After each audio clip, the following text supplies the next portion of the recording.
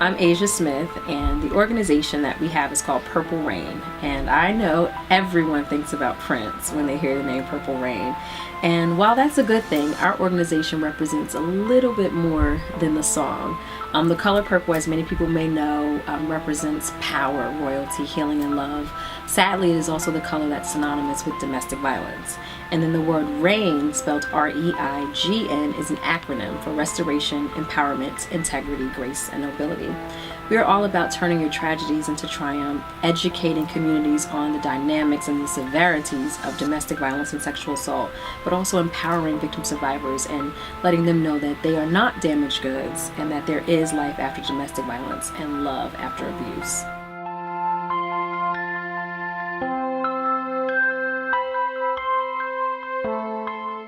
I particularly like to use the terminology victim survivor because you really want victims to understand that they are not just that, that you're not a victim forever, because usually we label ourselves and we think, oh my gosh, I'm a victim and this is the end. I'm never going to get out of this situation.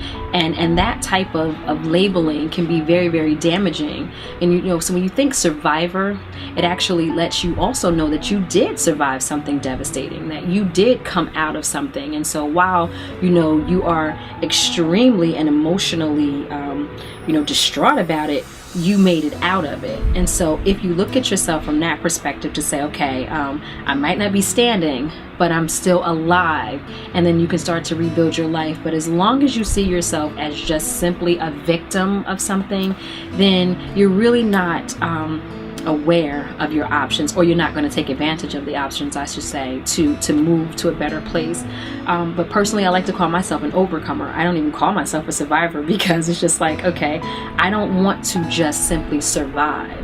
I want to be over it. I want it to be away from me, and I actually want to use something different. So the terminology that I really like to use, that I often give as a place, a reference point for victim survivors to get to, is that place of overcoming, where you can talk about it, where you can see certain things, and you're not as emotionally affected as you would be if you were still considered a victim.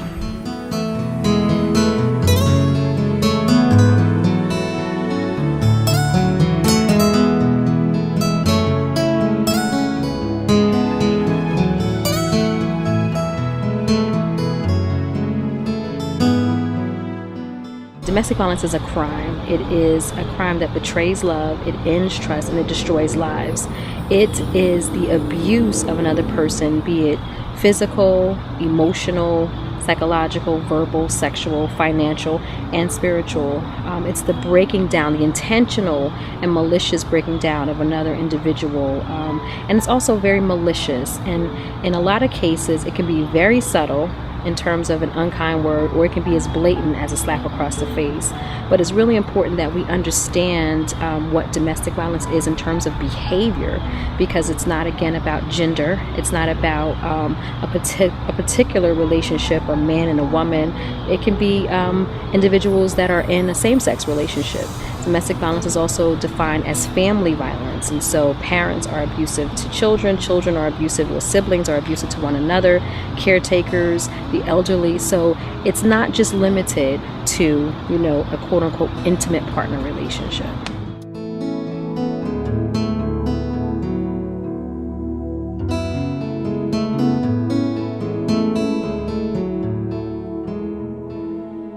Most people would not pick me to be a domestic violence advocate, and truthfully speaking, I would have never picked this for myself.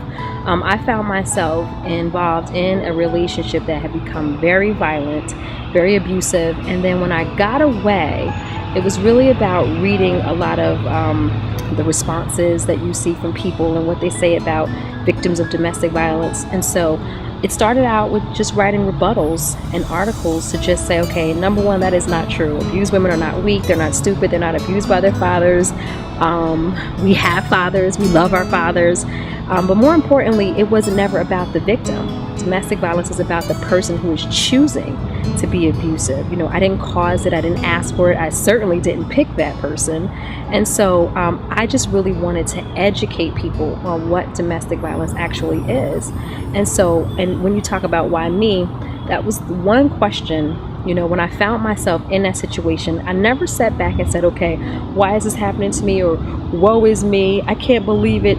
I just couldn't believe that this was happening to me. I thought that I made all the right decisions. I made sure to be the best person that I could be in the relationship.